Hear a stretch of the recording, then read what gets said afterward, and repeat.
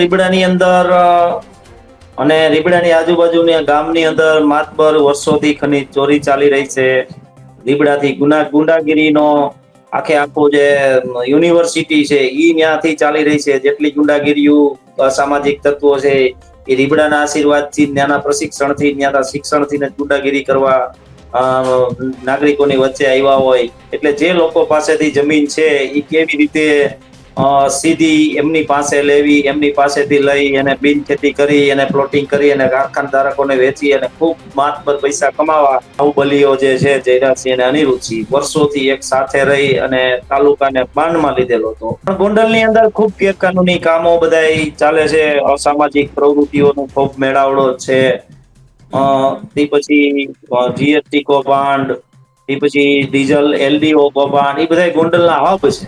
રાજકુમાર જહાટના પિતાએ જે અરજી દાખલ કરી છે એ અરજીમાં નામદાર કોર્ટ છે એ યોગ્ય હુકમ પાઠવે.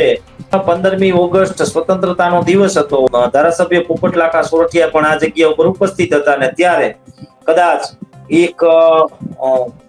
એક ઓર્ગેનાઇઝ જે ગેંગ છે એ ગેંગના સભ્ય જે ગેંગને ગેરકાનૂની કામ કરવાતા, અસામાજિક પ્રવૃત્તિ કરવી હતી, આ કઠોર રાજનેતા પોપટલાકા સોરઠિયા એ થવા નહોતા દેતા. એટલે એમના વતી એમના સરદાર બની અને અનિરુદ્ધસિંહે પોપટલાકા સોરઠિયાને આ જગ્યા ઉપર ગોળી મારીને હત્યા કરી.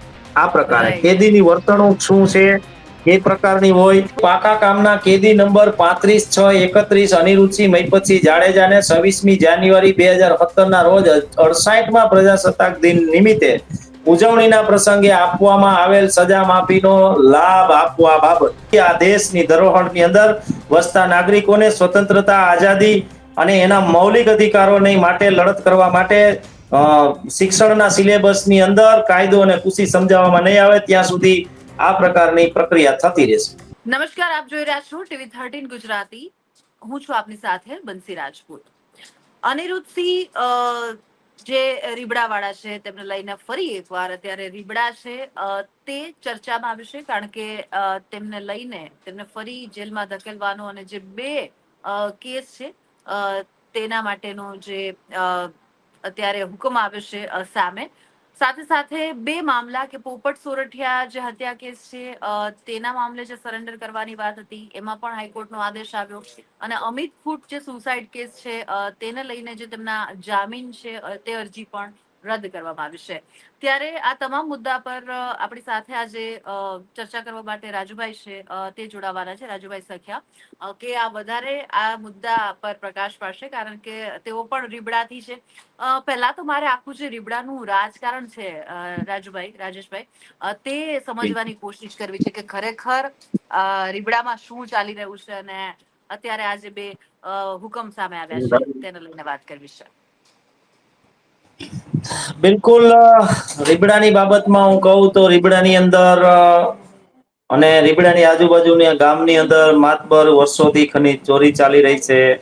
રીબડાથી ગુંડાગીરીનો આખે આખો જે યુનિવર્સિટી છે ઈ ત્યાંથી ચાલી રહી છે. જેટલી ગુંડાગીરીઓ અસામાજિક તત્વો છે એ રીબડાના આશીર્વાદથી ત્યાંના પ્રશિક્ષણથી ત્યાંના શિક્ષણથી ને ગુંડાગીરી કરવા નાગરિકોની વચ્ચે આવ્યા હોય. પછી રીબડાની જે સાપર વેરાવળથી તદ્દન નજીક હોય, હવે ઇન્ડસ્ટ્રીયલ ઝોન છે એ આખો ત્યાં સુધી પહોંચી ગયો એટલે જમીનની કિંમત જે છે એ ખૂબ આસમાને હોય. એટલે જે લોકો પાસેથી જમીન છે એ કેવી રીતે સીધી એમની પાસે લેવી, એમની પાસેથી લઈ અને બિન ખેતી કરી અને પ્લોટિંગ કરી અને કારખાનધારકોને વેચી અને ખૂબ માતબર પૈસા કમાવા, આવી એક પ્રકારની લડાઈ છે. જેમાં જે પદ, પ્રતિષ્ઠા અને પૈસાની લડાઈ છે. આ લડાઈની અંદર જે બે ગોંડલના બાહુબલીઓ જે છે જયરાજસિંહ અને અનિરુદ્ધસિંહ વર્ષોથી એક સાથે રહી અને તાલુકાને બાંધમાં લીધેલો હતો. હવે 2022 થી બે સામસામા છે અને ઈ બે સામસામા આ બાબતો સર, આ પદ પ્રતિષ્ઠાની લડાઈ સર, એ બે હામાં છે અને આ નાગરિકોને હેરાન કરવાનું અને જો અમિત ખૂંટ જેવાના આશા બને એના જીવ ખોવાનું આ કામ ચાલુ છે. બરાબર. પરંતુ એક રાજેશભાઈ સવાલ એ પણ થાય કે આપણે આઝાદીના 79 વર્ષ બાદ પણ હજુ પણ આપણી તો સત્તાનો અને એ રીતનો જે પાવર છે, કાયદો એક તરફ ડેફિનેટલી એનું કામ કરી રહ્યો છે, પણ આવું બધું હજુ પણ ચાલે છે આ પ્રકારના નાના જે નગરો છે, શહેરો છે ત્યાં? બિલકુલ, ગોંડલની અંદર જે રીતે ચાલે છે એવું તો કદાચ આપણા ધ્યાનમાં નથી આવ્યું, પણ ગોંડલની અંદર ખૂબ ગેરકાનૂની કામો બધા ચાલે છે, અસામાજિક પ્રવૃત્તિઓનો ખૂબ મેળાવડો છે. તે પછી જીએસટી કૌભાંડ, એ પછી ડીઝલ એલડીઓ કૌભાંડ, એ બધા ગોંડલના હબ છે. શું લાગે છે અત્યારે જે હાઈકોર્ટ નો હુકમ છે 4 અઠવાડિયામાં હાજર થવાની જે વાત છે, કોઈ પબ્લિસિટી સ્ટન્ટ ના કહી શકાય પણ તો થશે હાજર? શું લાગી રહ્યું છે કે અધરવાઇઝ થોડા સમયમાં પાછી વાત ઉડી જશે? અત્યારે ત્યાં લોકલ લેવલે શું પરિસ્થિતિ છે? સૌથી પહેલા લોકલ લેવલે નાગરિકોની અંદર ખુશી એ છે કે નાગરિકોની અંદર એક આશાનું કિરણ જાગ્યું છે કે ન્યાય તંત્ર છે એ સ્વતંત્ર છે, અને જ્યારે આપણી સાથે અન્યાય થાય અને ન્યાય મેળવવો હોય તો જરૂર નામદાર ગુજરાત હાઈકોર્ટના દ્વાર ખખડાવવા જોઈએ, એવી એક આશાનું કિરણ લોકોની અંદર જાગ્યું છે આ હુકમથી. પણ હજુ વધુ આને અસર ત્યારે મળે કે જ્યારે રાજકુમાર જહાટના પિતાએ જે અરજી દાખલ કરી છે, એ અરજીમાં નામદાર કોર્ટ છે એ યોગ્ય હુકમ પાઠવે તપાસનો, અને તપાસ એજન્સી નીમવાનો, અને જે લોકો દોષિતો છે એની સામે ગુના નોંધવાનો આવો હુકમ પાઠવે તો નાગરિકોની અંદર એક સંપૂર્ણપણે ન્યાય પ્રણાલી ઉપર વિશ્વાસ આવી જાય છે. સરકારના જે આવી વર્તણૂકોના કારણે જે થયું છે એ લોકોની અંદર એક વિશ્વાસ ડગમગાઈ ગયો હતો.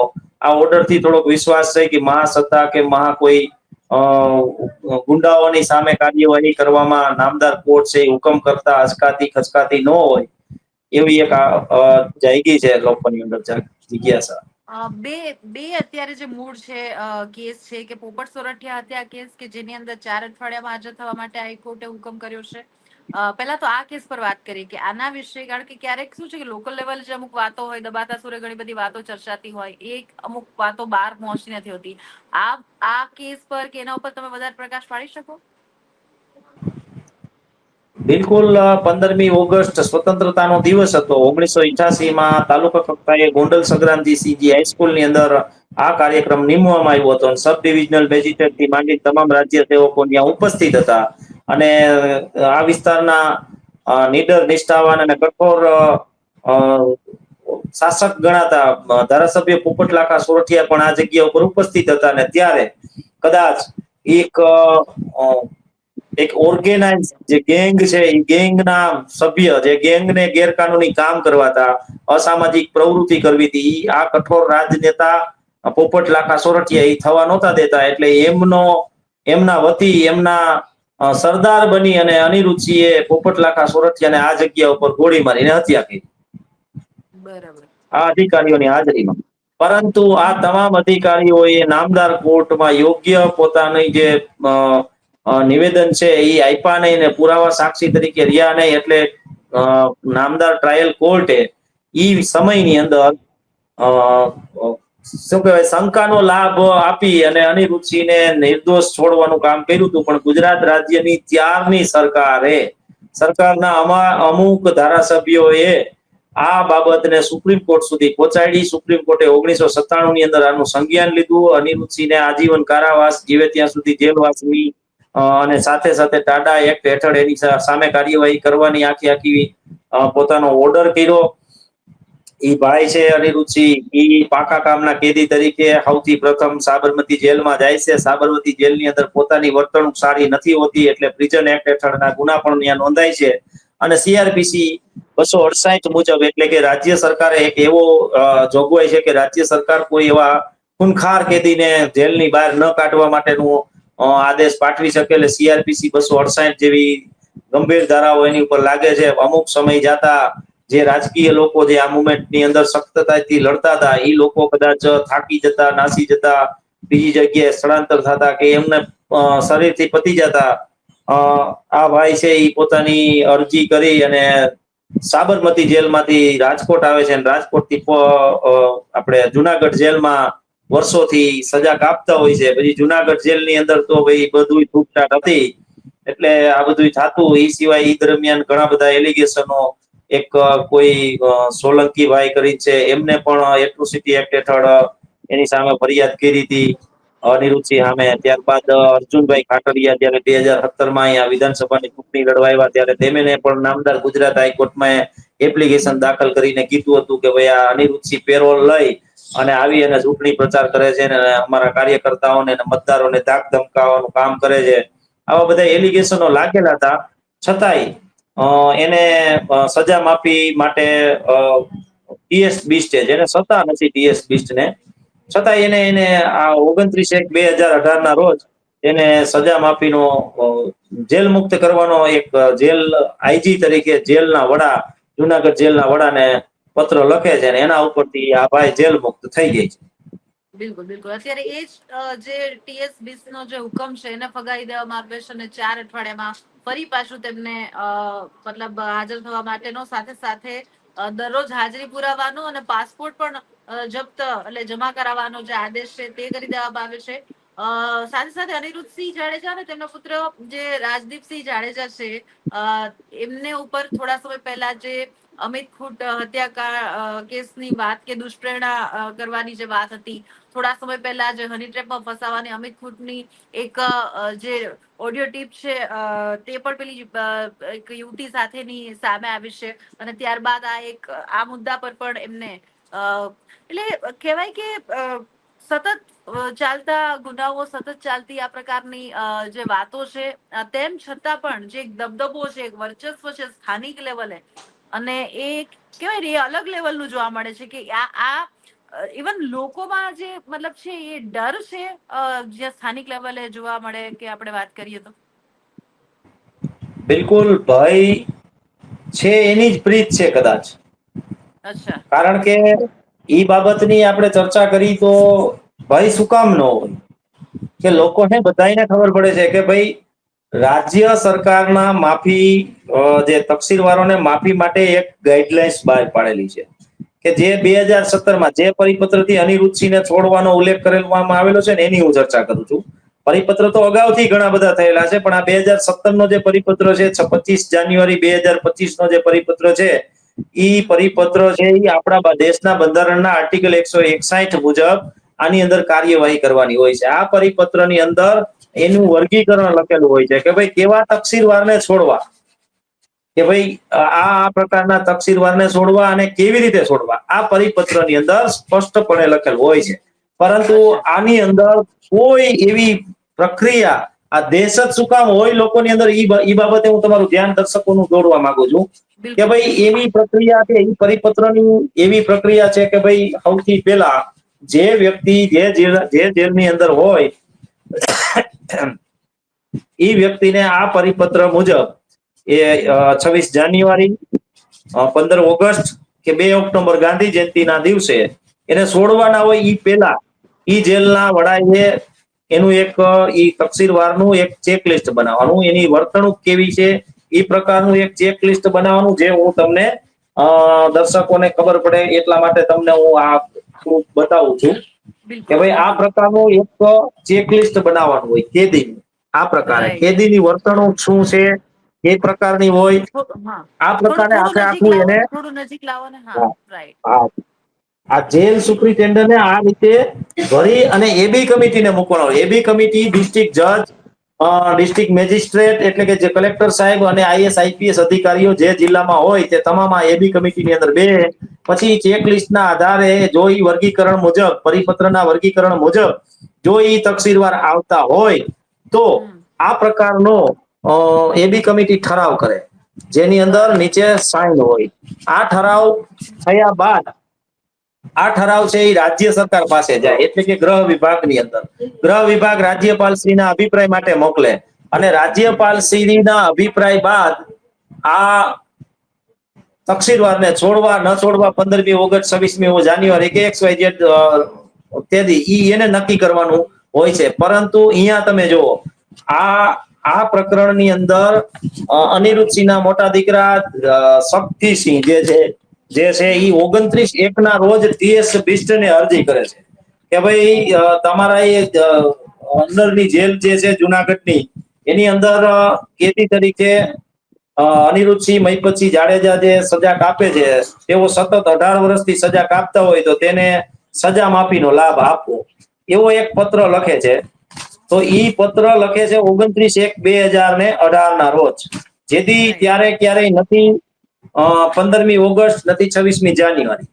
ઈ પત્રના આધારે તે દિવસે 29/1 ના દિવસે જ ટીએસ બીસ્ટ છે ઈ જુનાગઢ જિલ્લાના જેલ વડા છે એમને પત્ર લખે છે કે ભાઈ અ, પત્ર આપની અનુમતિ હોય તો હું વાંચીને સંભળાવું. વાંચો વાંચો.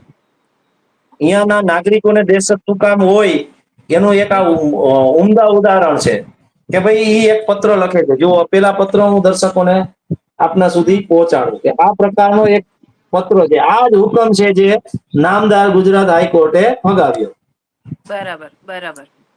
આની અંદર લખેલું છે કે ઉપયુક્ત વિષય અન્વયે જણાવવાનું. વિષય શું છે કે વિષય પાકા કામના કેદી નંબર 35/6/31 અનિરુદ્ધસિંહ મહિપતસિંહ જાડેજાને 26મી જાન્યુઆરી 2017 ના રોજ 68મા પ્રજાસત્તાક દિન નિમિત્તે ઉજવણીના પ્રસંગે આપવામાં આવેલ સજા માફીનો લાભ આપવા બાબત. બરાબર. હમ. પરંતુ આ વ્યક્તિ વર્ગીકરણમાં આવતા નહોતા એટલે 26મી જાન્યુઆરીએ એમને આ સજા માફીનો લાભ આપેલો નથી. પણ હમ. 29/1/2018 ના રોજ અરજી કરવામાં આવે છે. હમ. કેવી કે એને અરજી કરેલી છે, મેં અગાઉ ઉલ્લેખ કર્યો એનો ઓર્ડર કેવો છે. ઉપયુક્ત વિષય અન્વયે જણાવવાનું કે સરકારશ્રીના સંદર્ભ 1 ના પરિપત્ર, એટલે કે જે મેં તમને કીધું ગૃહ વિભાગનો પેલો પરિપત્ર કે ભાઈ ફલાણા ફલાણાને છોડવા જોઈએ એમ. હમ. રાજ્ય માફી જાહેર કરવામાં આવે જેમાં સંદર્ભ 2 પત્ર મુજબ જે પરિપત્ર છે તે પત્ર મુજબ જેલમાં સજા ભોગવતા પાકા કામના કેદી સો અનિરુદ્ધસિંહ મહિપતસિંહ જાડેજા તેઓએ 18 વર્ષની જેલમાં પૂર્ણ કરેલ છે. અચ્છા. અને ટાડા હેઠળ 3 વર્ષની સજા ભોગવેલી હોય. હમ. રાજ્ય સજા માફીનો લાભ આપી એમના પુત્ર એ એમની અરજી કરેલ છે. હમ. પછી જેલ અધિક્ષક શ્રી જુનાગઢ જિલ્લા જેલે આ ટીએસ બીચ કે છે જે તે સમય એટલે કે 26 જાન્યુઆરી પહેલા હમ. ઠરાવનું અર્થઘટન કરતી વખતે ટાડા એક્ટનું હેઠળની જોગવાઈઓ ધ્યાનમાં લેવામાં ચોકસાઈ દાખવેલ નથી. ટાડા એક્ટ હેઠળની જોગવાઈઓ એટલે એમાં એક વિસંગતતા ઉભી રાખી છે ટીએસ બીચે કે ભાઈ તમે ટાડા એક્ટની જોગવાઈ પરિપત્રની અંદર સ્પષ્ટ કે છે કે ટાડા એક્ટ છે એ આમાં લાગુ પડતી નથી.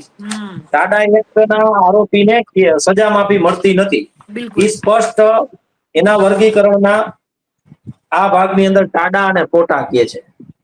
અચ્છા. કે ઈ ભાગ છે પરિશિષ્ટ 1 ના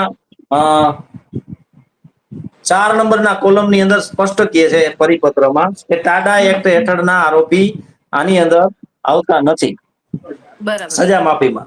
છતાંય ટીએસ બીસ્ટ પોતાની સત્તાનો દુરુપયોગ કરીને અર્થઘટન કરવાનું કહે છે કે તમે હમ. અર્થઘટન કર્યું છે અને એને છોડ્યા નથી.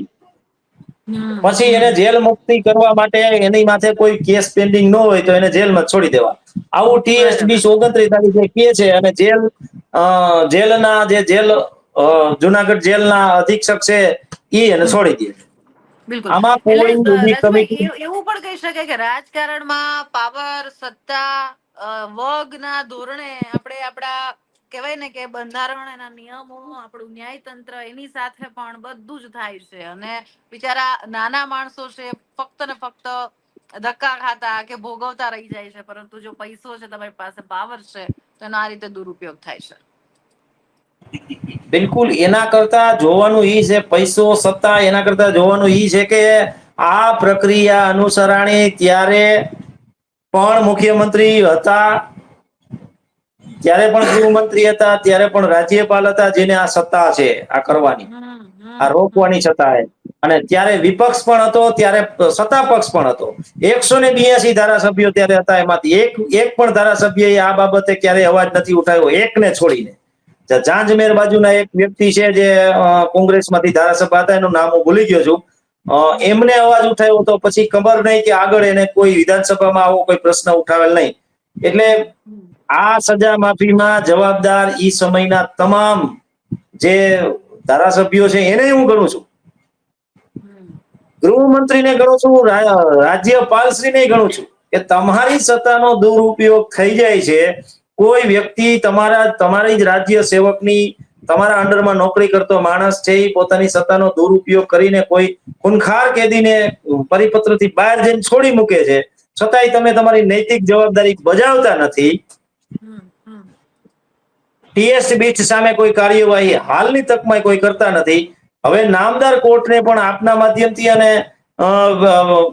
બીજી રીતે પણ આપણે કહીશું કે ભાઈ નામદાર કોર્ટ સર્વપ્રથમ તો ટીએસ બીસ્ટે આવું ગેરકાનૂની કામ કર્યું છે તો આને પણ જેલમાં પૂરવા જોઈએ, જેલના વડાને જેલમાં તો પૂરવા જોઈએ. એક્શન તો એમની રાજકીય સામે પણ લેવા હશે કે એમને પોતાની સત્તા અને વગનો ખોટો ઉપયોગ કર્યો છે.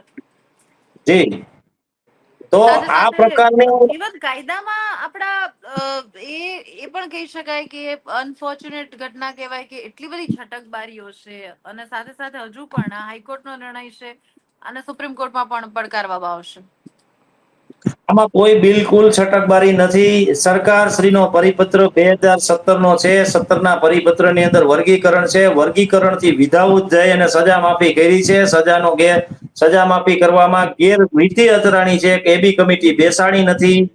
હમ હમ કોઈ પ્રકારના જે સક્ષમ જેને ઓર્ડર કરવાની જેને સત્તા છે એવા કોઈ વ્યક્તિની આમાં પેલી લેવાનો નથી અભિપ્રાય કે એમનો ઓલું લેવાનું નથી, એટલે આ સજા માફી ગેરકાનૂની હતી. પરંતુ બરાબર. દુઃખની વાત એ છે કે 2018માં આ ઓર્ડર થઈ ગયો તો જવાબદાર નાગરિકો, જે જવાબદાર પ્રતિનિધિઓ જાણતા હતા છતાં આની અંદર કોઈ કાર્યવાહી કરેલ નથી. આ એક પ્રકારનો ભય છે, આ એક પ્રકારનો ભ્રષ્ટાચાર છે, આ એક પ્રકારની શું કહેવાય અનૈતિકતા પણ છે. બિલકુલ જે બિલકુલ. આપણા જે તમામ ધારાસભ્યોની, સંસદ સભ્યોને જે રાજ્યસભાના સાંસદો એ બધાની ગણું છું, હમ રાજ્યપાલની પણ ગણાય. એટલે એક એટલે રીતે કાયદાકીય દ્રષ્ટિએ કે જે તમે વાત કરી આખો પરિપત્ર જે સંભળાવ્યો એની અંદરના જે તમામ જે કોલમો છે એની ઉપર જે ખાસ કરીને ટાંકવામાં આવ્યું છે, એ રીતે કહી શકાય કે અત્યારે સકંજો ગાડીઓ બરાબરનો કસાયો છે કે જેમાંથી તમે કહ્યું કે કોઈ છટકબારી છે નહીં. હવે જોવાનું એ રહેશે કે આગળ શું કાર્યવાહી થાય છે, કે ખરેખર કઈ રીતની કાર્યવાહી થાય છે. બિલકુલ આ પરિપત્ર મુજબ કોઈ કાર્યવાહી અનુસરાણી હોય ને આમાં થોડીક પણ ભૂલ ચૂક રહી હોય અથવા બાંધછોડ થઈ હોય તો હજી નામદાર સુપ્રીમ કોર્ટ વર્તણૂક જોઈને જાતિ કરે. પરંતુ આમાં તો કોઈ એવી પ્રણાલિકા જ નથી અપનાવવાની, તો આમાં જાતું સુપ્રીમ કોર્ટ શું કરશે? Right right. સુપ્રીમ કોર્ટ જતું શું કરશે? સુપ્રીમ કોર્ટ પરિપત્ર પેલો જોશે. એમાં તો પરિપત્ર બધું જોયાની સ્પષ્ટ છે સાથે સાથે સુપ્રીમનો જ ઓર્ડર છે 1997 નો, ટાડા એને જ લગાડી છે. તો બિલકુલ. આની અંદર વર્ગીકરણમાં ટાડા ના પાડે છે. ટાડા જેની ઉપર લઈ ગઈ હોય એને સજા માફી નથી આપવાની, તો સુપ્રીમ શું રિમાર્ક કરશે આમાં? પણ હમ જો આ ગુજરાતની સરકાર પોતાની નૈતિક જવાબદારી અને ટીએસ બીસ્ટની સામે કાર્યવાહી થવાની છે, એવી જ રીતે કાર્યવાહી ટીએસ બીચ સામે થાય એવી પ્રક્રિયા કરી અને લોકોની અંદર લોકોના વિશ્વાસને જીતવા માટે એની નૈતિક જવાબદારી ગુજરાતના મુખ્યમંત્રીને, ગુજરાતના ગૃહમંત્રીને સમજવી અને સંભાળવી પડે.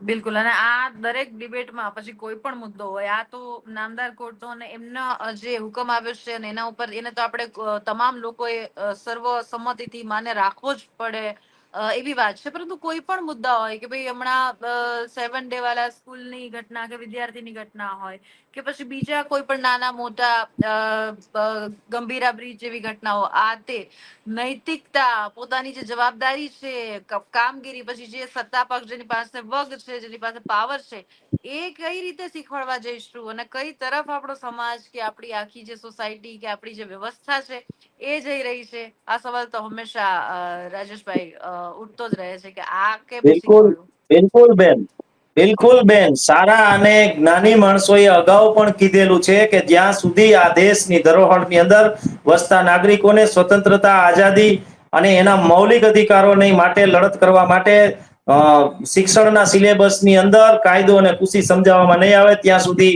આ પ્રકારની પ્રક્રિયા થતી રહેશે. બિલકુલ. આ કારણ કે પ્રક્રિયા ક્યારેક કોઈ ક્યારેક નાની નથી. પોતાના હકો, પોતાની જે ફરજો છે એના પ્રત્યે પણ આપણું યુથ કે આપણા નાગરિકો છે પોતાની સામાન્ય જે ફરજો છે કે હકો છે એના માટે પણ સભાન નથી. હવે એના માટેની વ્યવસ્થા તો કરવી પડશે ને તંત્ર એ કે સત્તા એ કે ભાઈ એટલા એનાથી અવેર બને કે કઈક ખોટું થઈ રહ્યું છે અત્યારે. મતલબ કેટલો અને દરેક ક્ષેત્રે નાની મોટી વ્યવસ્થા કરવાની કે કંઈક અવેરનેસ ફેલાવવાની જરૂર છે. અધરવાઇઝ કઈ રીતે આપણે કહીએ કે ભાઈ આપણે આગળ વધી રહ્યા છીએ, કે આપણે 21મી સદીમાં હવે આપણે આર્થિક મહાસત્તા તરફ જઈ રહ્યા છીએ, જ્યારે આપણે આપણી સામાન્ય જે જરૂરિયાતો છે, સામાન્ય જે હકો છે, એના માટે પણ સભાન નથી. બિલકુલ બેન, મેં એ જ કીધું ને કે ભાઈ ખુશી ને કાયદો બે જ વસ્તુ છે જેનાથી દેશ ચાલે છે. તો બિલકુલ. દેશને જેનાથી ચાલે છે એના માટે દેશની યુવાધનને, જે લોકોની જનરેશનને જ્યાં સુધી એનાથી શિક્ષિત પ્રશિક્ષિત કરવામાં નહીં આવે ત્યાં સુધી આવી ઘટનાઓ, આ ઘટનાને તમે નાની ન આંકો. આ ઘટના એટલે ભારત દેશની અંદર પેલો એવો બનાવ હોય છે કે ચાલુ ધારાસભ્યને સ્વતંત્રતાના દિવસે ગોળી મારીને હત્યા કરવી. પહેલો એવો બનાવ હોય છે કે ગેરકાનૂની રીતે સજા માફી કરવી અને 8-8 વર્ષ સુધી બહાર રહેવું અને કોઈ વ્યક્તિ કે કોઈ જવાબદાર નાગરિક આની સામે બોલે નહીં. સાથે અમિત ખૂટવાલો જે મામલો છે, એમાં જે દુષ્પ્રેરણા આપઘાત માટેનો જે ગુનો નોંધાયો છે પ્રેરવા માટે, તેમાં પોલીસની ચાર્જશીટમાં અનિરુદ્ધસિંહને ફરાર પણ બતાવવામાં આવ્યા છે અને બીજી વાર જેલમાં જવાની સ્થિતિ પણ ઊભી થાય એ પ્રકારની અત્યારે પરિસ્થિતિ દેખાઈ રહી છે. બિલકુલ. પહેલેથી જ અમિત ખૂટના પરિવારને યોગ્ય તપાસ એજન્સી માટે પ્રક્રિયા અનુસરવી જોઈએ એવી ઘણા બધા લોકોએ એમને સલાહ પણ આપી હતી. રાઈટ. કારણ કે ગોંડલ પોલીસ છે એ દબાવમાં રહી અને યોગ્ય અને ચોક્કસ કામગીરી કરી ન શકે. અને આ તો રાજકીય રાગદ્વેષ વાળી આખી મેટર છે.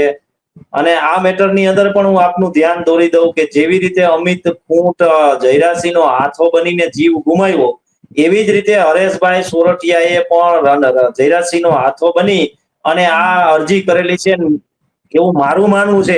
નહીતર તો અચ્છા. 2018માં જયારે હું આ માટે લડતો હતો, જયારે હું જગજાહેર છાપામાં જાહેરાતો આવતી હતી કે ભાઈ ફલાણા ભાઈના ટાંટિયા આ કારણસર ભાંગી નાખ્યા, મારા હાથ પગ ભાંગ્યા હતા, એનું કારણ આ જ હતું કે ભાઈ આ બરોબર. કારણસર એમના હાથ પગ ભાંગી નાખવામાં આવ્યા.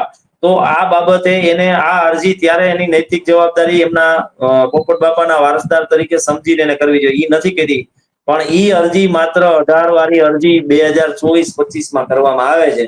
એટલે હજી આની અંદર રાજકીય તો ખરું જ, માત્ર હા. અનિરુદ્ધસિંહ ઉપર જ કાર્યવાહી થવાનો ભાર નામદાર કોર્ટ સમક્ષ એપ્લાયરના વકીલે રાખેલો છે. PS20 ઉપર નથી કસંજો કહીશો. ઈ કસવો જરૂરી છે કારણ કે PS20ના ઓર્ડરથી, ગેરકાનૂની ઓર્ડરથી અનિરુદ્ધસિંહને સજા માફી જડી છે. કદાચ અનિરુદ્ધસિંહ જેલ હવાલે ન થાય તો એનાથી અફસોસ નથી રહેતો, પણ અફસોસ ઈ રહેશે કે PS20 છે એ જવાબદાર નહીં ગણાય. અચ્છા. એટલે હવે તમે આટલા વર્ષોથી લડાઈ લડી રહ્યા છો, સ્થાનિક લેવલે પણ આટલા સક્રિય છો, તમને શું લાગે છે કે હવે આ આખા મામલામાં આગળ શું થઈ શકે એમ છે? શું થશે? પરિણામ આવશે યોગ્ય, જે ઈચ્છી રહ્યા છે લોકો, કે જે રીતનું અત્યારે આખો હુકમ બહાર આવ્યો છે? રાજ્ય સરકાર પોતાની નૈતિક જવાબદારી બજાવે અને ગેરકાનૂની થયેલો ઓર્ડર છે એની અંદર PS20 સામે કાર્યવાહી કરે એટલે ભારત દેશના ઇતિહાસની અંદર પહેલો એવો રેકોર્ડ બનશે કે ગેરકાનૂની સજા માફી કરનાર જેલના આઈજીને જેલમાં જવું પડે.